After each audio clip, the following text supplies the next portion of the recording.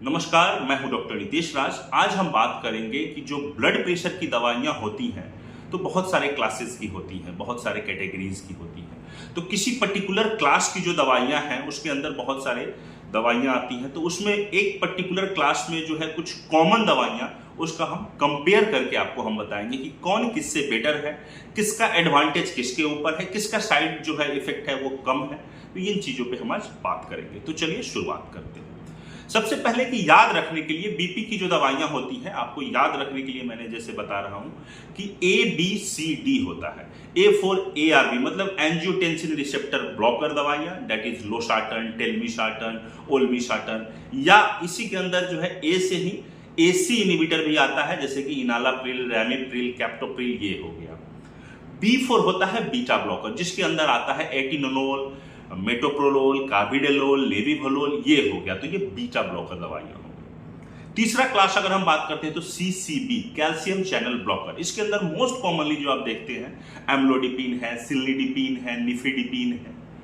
और चौथा जो होता है डायूरेटिक्स, जिसके अंदर जो है हाइड्रोक्लोरथायाजाइड, क्लोरथैलिडोन, फुरेशामाइड, इंडापामाइड, ये सब। ये चारों जो क्लास की दवाइयां हैं, मेनली जो है इसमें बीटा ब्लॉकर्स जो है फर्स्ट लाइन की तरह यूज नहीं किया जाता है एंटी हाइपरटेंसिव की तरह। और आपको मालूम है कि AC इनहिबिटर और ARB जो है कैसे काम करता है, एंजियोटेंसिन 2 जो बनता है हार्मोन, उसको जो है उसके एक्शन को जो है ब्लॉक करता है या उसको बनने नहीं देता है। AC इनहिबिटर उसको बनने नहीं देता है और ARB एंजियोटेंसिन रिसेप्टर ब्लॉकर इसके एक्शन को ब्लॉक करता है। और यही एंजियोटेंसिन 2 जो है ब्लड प्रेशर को बढ़ावा दे रहा था या बढ़ा रहा था। अगर हम बात करते हैं बीटा ब्लॉकर्स की, तो बीटा ब्लॉकर जो है डायरेक्टली जो है स्पेशली हार्ट पे काम करते हैं। बीटा 1 रिसेप्टर होता है, उसको ब्लॉक करते हैं और हार्ट का जो फोर्स ऑफ कॉन्ट्रैक्शन होता है और हार्ट रेट जो होता है, काफी तेज जो हार्ट चल रहा था या हार्ट का फोर्स ऑफ कॉन्ट्रैक्शन काफी तेज था, उसको स्लो करता है। तो उसको स्लो करने से जो है ब्लड प्रेशर जो है अल्टीमेटली आपका कम जाता है, हार्ट रेट भी कम जाता है। अगर हम बात करें कैल्शियम चैनल ब्लॉकर्स की, तो कैल्शियम चैनल ब्लॉकर्स डायरेक्टली जो है कैल्शियम के एंट्री को किसमें, हार्ट में और ब्लड वेसल्स में कैल्शियम के एंट्री को जो है ब्लॉक करता है, जिसके चलते जो है ब्लड वेसल्स जो है ये डायलेट करते हैं, तो खून की नलियां चौड़ी हो जाती हैं, तो अल्टीमेटली आपका बीपी कम जाता है। और डायूरेटिक्स के बारे में तो आपको पता ही है कि डायूरेटिक्स लेने से जो है वाटर और सॉल्ट का एक्सक्रीशन होता है और ओवरऑल आपका जो है ब्लड वॉल्यूम कम होता है। तो ब्लड वॉल्यूम कम होने के चलते ब्लड प्रेशर कम। तो एक पर्टिकुलर क्लास की जो दवाइयां हैं उसके बारे में हम बात करते हैं। सबसे पहले हम बात करते हैं CCB के बारे में, कैल्शियम चैनल ब्लॉकर्स के बारे में। देखिए, कैल्शियम चैनल ब्लॉकर्स में दो सबसे इंपॉर्टेंट कंपैरिजन की बात होती है, एक कि हम एम्लोडिपिन दें या एस एम्लोडिपिन दें। देखिए, एम्लोडिपिन और एस एम्लोडिपिन दोनों तो है CCB, कैल्शियम चैनल ब्लॉकर्स के अंदर ही। एस एम्लोडिपिन जो है प्योर एस इनैंशियोमर होता है, केमिस्ट्री में आप पढ़े होंगे इनैंशियोमर, और एम्लोडिपिन जो है R और S दोनों का मिक्सचर होता है। अब S से फायदा क्या होता है कि S का जो डोज है 2.5 जो मिलीग्राम होता है, ये प्लेन जो एम्लोडिपिन है इसके 5 मिलीग्राम के बराबर होता है। और इसका क्या फायदा है कि S में जो है side effect, that is peripheral oedema, खासकर जो एंकल इडीमा देखा जाता है एम्लोडिपिन से, वो काफी कम होता है S एम्लोडिपिन देने पे, और एम्लोडिपिन में ये काफी ज्यादा होता है। और क्या होता है एस एम्लोडिपिन से बेनिफिट ज्यादा एम्लोडिपिन के रिलेटिव में, तो एस एम्लोडिपिन का जो है जो ड्यूरेशन ऑफ एक्शन है वो भी एम्लोडिपिन से ज्यादा है। तो ओवरऑल हम अगर देखते हैं कि एस एम्लोडिपिन जो है ज्यादा प्रेफर किया जाना चाहिए, और इसका जो है बीपी जो है पोटेंसी भी, बीपी कम करने की पोटेंसी भी ज्यादा है, और साइड इफेक्ट जो सबसे ट्रबलसम साइड इफेक्ट है जो एंकल इडीमा, ये कम होती है। तो एस एम्लोडिपिन जो है मार्केट में आप देखिएगा इसलो नाम से आता है, एसोमेक्स नाम से आता है, एम्लोभास एस नाम से आता है, एम्लोसेफ एस नाम से आता है। अगर एम्लोडिपिन की बात करें जो सबसे कॉमनली प्रिस्क्राइब दवा है, तो ये एम्लो नाम से आता है, स्टैमलो नाम से भी आता है, एम्लोसेफ नाम से आता है, एम्लोभास नाम से आता है। हालांकि यूजुअली दोनों दिया जा सकता है, बहुत ज्यादा, बार बार मैं यही बोल रहा हूं, कुछ लिटरेचर्स में, बहुत सारे लिटरेचर्स देख के और ये जो जर्नल्स देख के मैंने ये वीडियो बनाया है और ये पढ़ाई करके, लेकिन बहुत ज्यादा अंतर नहीं है, बट माइन्यूट अंतर भी बहुत कारगर साबित होता है अगर ये नॉलेज आपको रहे तो, कि किसी पेशेंट को एम्लोडिपिन काफी शूट कर गया है। और ऐसे भी बहुत अच्छी दवा है कैल्शियम चैनल ब्लॉकर, एकदम स्टार्टिंग जो है फर्स्ट लाइन जो है एंटी हाइपरटेंसिव के तौर पे यूज किया जाता है। लेकिन आप देखते हैं कि किसी का पैर के पास फूलना शुरू हो गया, सूजन आ रहा है, तो फिर आप एम्लोडिपिन से एस एम्लोडिपिन की तरफ ला सकते हैं इसको। यहीं पे एक और बात आती है कि सिलिडिपिन भी एक दवा है। तो सिलिडिपिन और एम्लोडिपिन में क्या अंतर है? तो देखिए कि एम्लोडिपिन का जो है ड्यूरेशन ऑफ एक्शन काफी ज्यादा है, सिलिडिपिन का कम है। तब सिलिडिपिन का क्या बेनिफिट है भाई?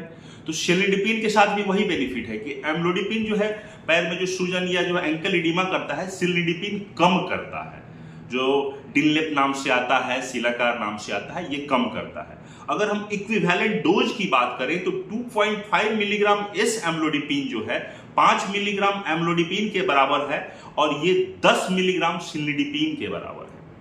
लेकिन सिलिडिपिन का एक तो ये फायदा हो गया कि एंकल इडिमा कम होता है एम्लोडिपिन के रिलेटिव, और दूसरा एक और फायदा है कि जो रिफ्लेक्स टैकीकार्डिया होता है, बहुत बार देखा गया है कि एम्लोडिपिन दवाएं जिनको दी जाती है एम्लोस्टेम, तो बहुत बार बीपी तो कमता है। तो जैसे ही किसी का बीपी कमता है ना, तो बॉडी का कॉम्पेंसेटरी मैकेनिज्म है कि जैसे ही बीपी कमा तो हार्ट का रेट बढ़ जाता है। क्योंकि बीपी शुरू से बॉडी अडेप्ट कर गया था हाई बीपी में, अचानक बीपी कमा तो उसका हार्ट रेट बढ़ गया, तो हार्ट रेट बढ़ गया तो फिर आपको घबराहट होना शुरू हो जाएगा, टैकीकार्डिया जो पैल्पिटेशन होता है। तो ये जो है सिलिडिपिन में कम मिलता है। तो आप तीनों के बीच में ये अंतर देख लिए, एस एम्लोडिपिन, एम्लोडिपिन और सिलिडिपिन के बीच में ये अंतर है। अब हम बात करते हैं दूसरा ग्रुप की दवा, डेट इज ARB और साथ में ACE इनहिबिटर्स।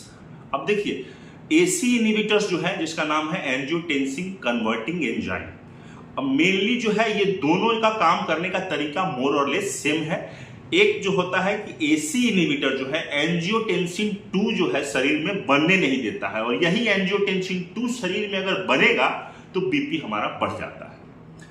तो बनने नहीं देता है AC इनहिबिटर, और ARB क्या करता है, एंजियोटेंसिन रिसेप्टर ब्लॉकर, कि अगर ये एंजियोटेंसिन 2 बन भी गया है तो वो उसका रिसेप्टर ब्लॉक है, तो वहां पे ये काम नहीं कर पाएगा। तो एक हो गया कि एंजियोटेंसिन 2 को बनने नहीं दे रहा है, और एंजियोटेंसिन 2 ही आपका बीपी बढ़ा रहा है। थ्रू कैसे बढ़ा रहा है? सॉल्ट का, वाटर का जो है रीअब्जॉर्प्शन करके बढ़ा रहा है, उसके बाद जो है ब्लड वेसल्स उसको जो है कॉन्स्ट्रिक्ट करके बढ़ा रहा है। तो एंजियोटेंसिन 2 बीपी आपका बढ़ाता है।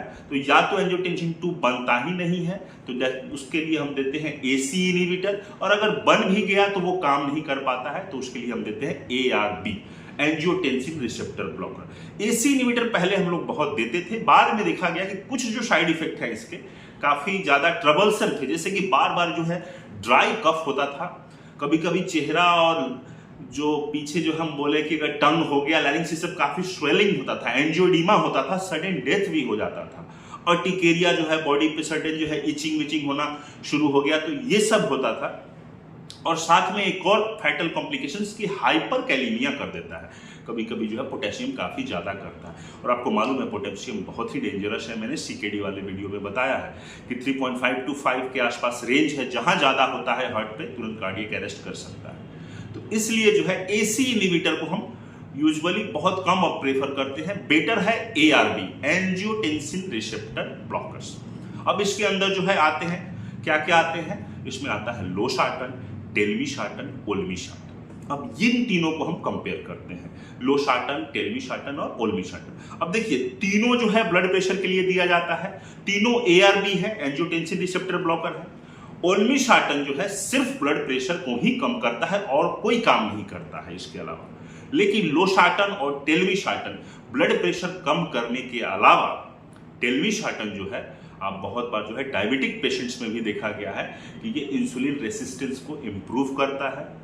और टेल्मिसार्टन का सबसे इंपॉर्टेंट जो खासियत देखा गया है कि फ्यूचर में अगर आप किसी पेशेंट्स को 80 मिलीग्राम टेल्मिसार्टन दे रहे हैं, तो फ्यूचर में जो है कार्डियोवैस्कुलर जो एपिसोड्स होगा, हार्ट अटैक होना, एंजाइना होना, एरिथमिया होना, इसका रिस्क काफी कम जाता है। तो एक ये एक्स्ट्रा एडवांटेज मिला आपको टेल्मिसार्टन से। लोसार्टन में भी यही कि ब्लड प्रेशर तो कम करेगा ही, लेकिन लोसार्टन में देखा गया है कि डायबिटिक रेट, जो नेफ्रोपैथी है, डायबिटीज के चलते जिनका किडनी डैमेज हो गया है, एल्बुमिन निकल रहा है, वो जो है काफी कम कर देगा। तो जिनका डायबिटिक नेफ्रोपैथी है उसमें दे सकते हैं, हाइपरटेंशन में तो देते ही हैं।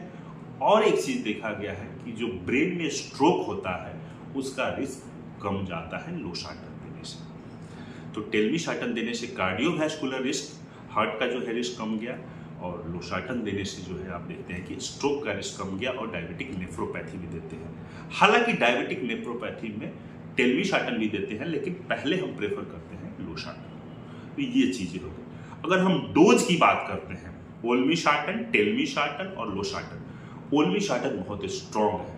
ओल्मिसार्टन का 20 मिलीग्राम जो है लोसार्टन के 50 मिलीग्राम और टेल्मिसार्टन के 40 मिलीग्राम के बराबर है। तो 20 is equal to 50 is equal to 40। तो ये हो गया।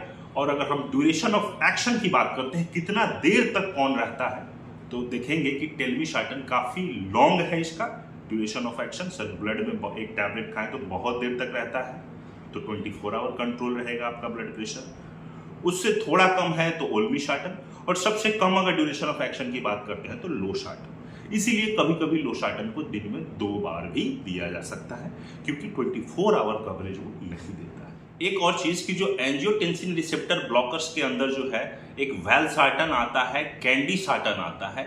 ये दवाइयां बहुत ही कॉमनली और बहुत ही फायदेमंद, यूजफुल है, स्पेशली जो है हार्ट फेलियर के पेशेंट्स में जो है इसको दिया जाता है।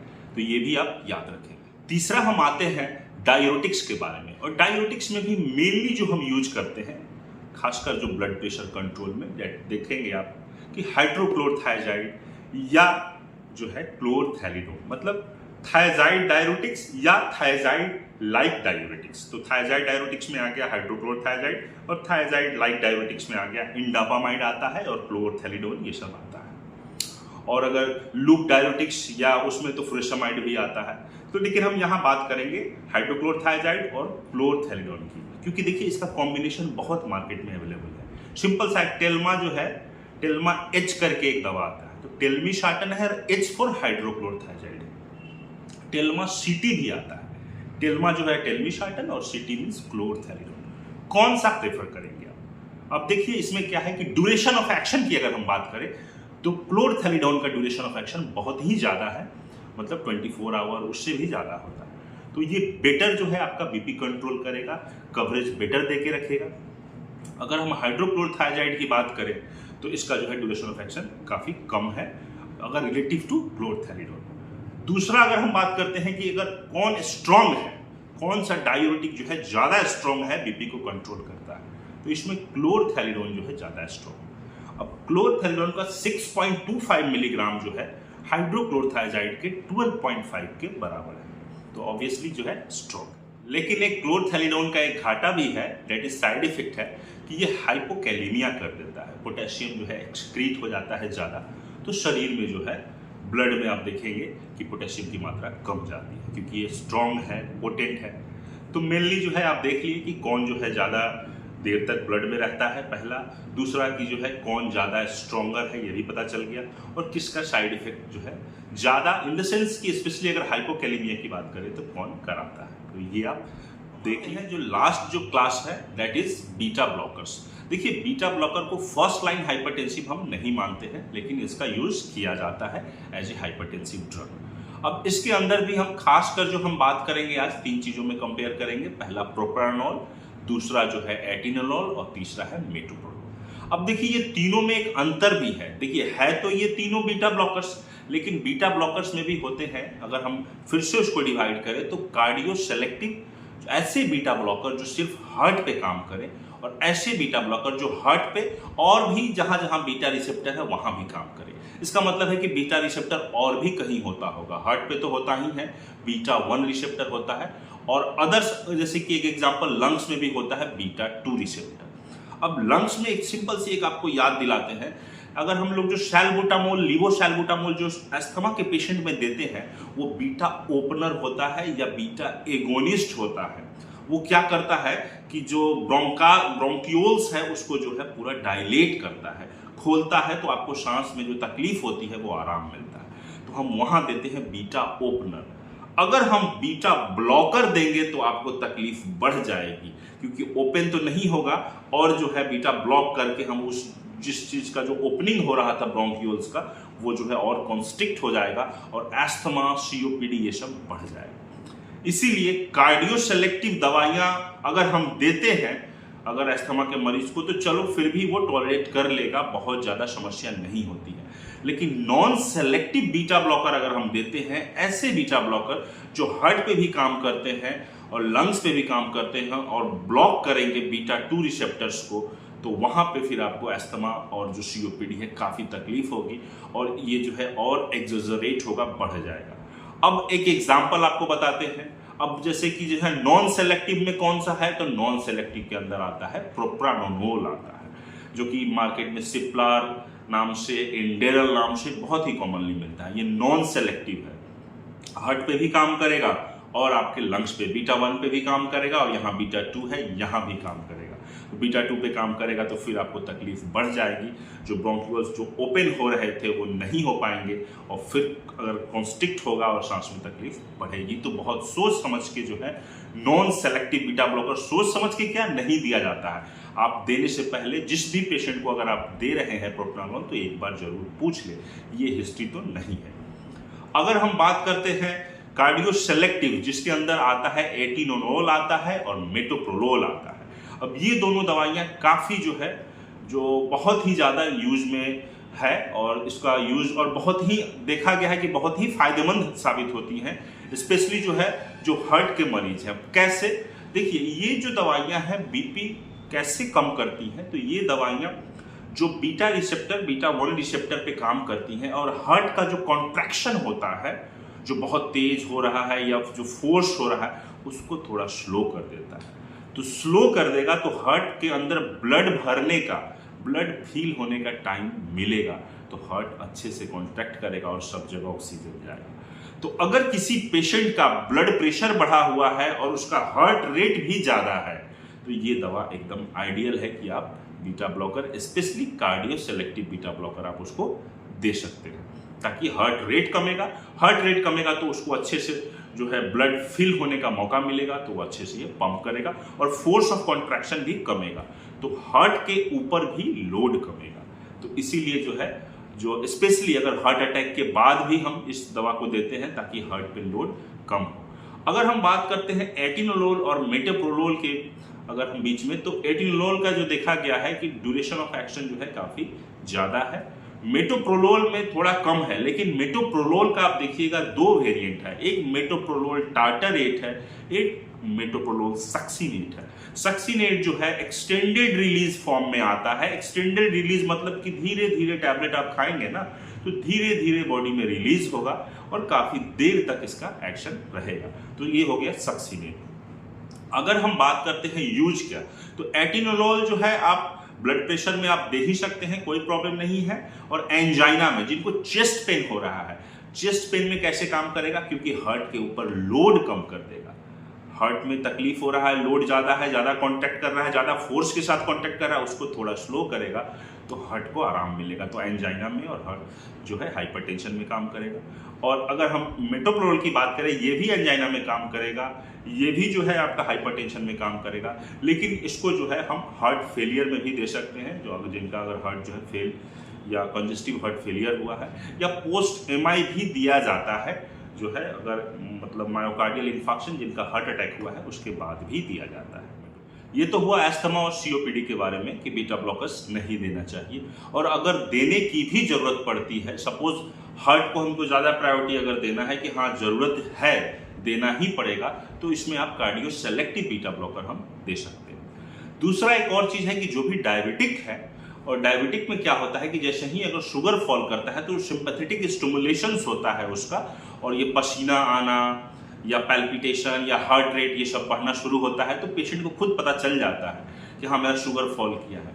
तो अगर ऐसे डायबिटिक पेशेंट्स को अगर हम नॉन सेलेक्टिव, जैसे कि हम प्रोप्रानोल अगर दे दें, तो उस पेशेंट्स में क्या होगा कि ये स्टिमुलेशन, सपोज उनका शुगर फॉल किया और हार्ट रेट बढ़ा ही नहीं, क्योंकि हम हार्ट रेट कम करने की दवा दे के रखे हैं, सिंपैथेटिक स्टिमुलेशन ही नहीं हुआ, पसीना ही नहीं आया या ट्रिमर ही नहीं आया, क्योंकि सब कुछ को ये कंट्रोल करके रखा हुआ है, तो फिर यहाँ मुश्किल हो जाता है। इसीलिए डायबिटिक पर्सन्स में भी हम जिसको अवॉइड करना है। इसलिए एक तो पहला कारण मैंने बताया ही था कि ये कार्बोहाइड्रेट मेटाबॉलिज्म से भी इंटरफेयर करता है, वहां भी ये शुगर भी बढ़ा सकता है। दूसरा कि जो हाइपोग्लाइसीमिया होता है, शुगर फॉल करता है, तो उसके सारे लक्षण को ये ब्लॉक कर देता है।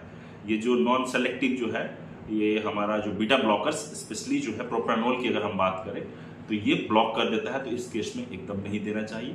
तो सीओपीडी अस्थमा के केस में, और जो भी डायबिटिक हैं जिनका इंसुलिन चल रहा है, ग्लिमिपेराइड चल रहा है, ऐसी दवाइयां जिनसे शुगर फॉल होने का चांस है, तो ये जो है इसके साथ इसको नहीं देना चाहिए। नहीं तो आपको पता भी नहीं चलेगा पेशेंट कब जो हाइपोग्लाइसेमिया हो गया, और हाइपोग्लाइसेमिया हो सकता है कि वो डेडली या डेंजरस कॉन्सिक्वेंसेस। मेटोप्रोलोल क्या है कि सिस्टोलिक और डायस्टोलिक दोनों ब्लड प्रेशर को कम करता है, लेकिन एटिनोलोल के साथ देखा गया है कि ये सिस्टोलिक को ज्यादा कम करता है डायस्टोलिक के रिलेटिव।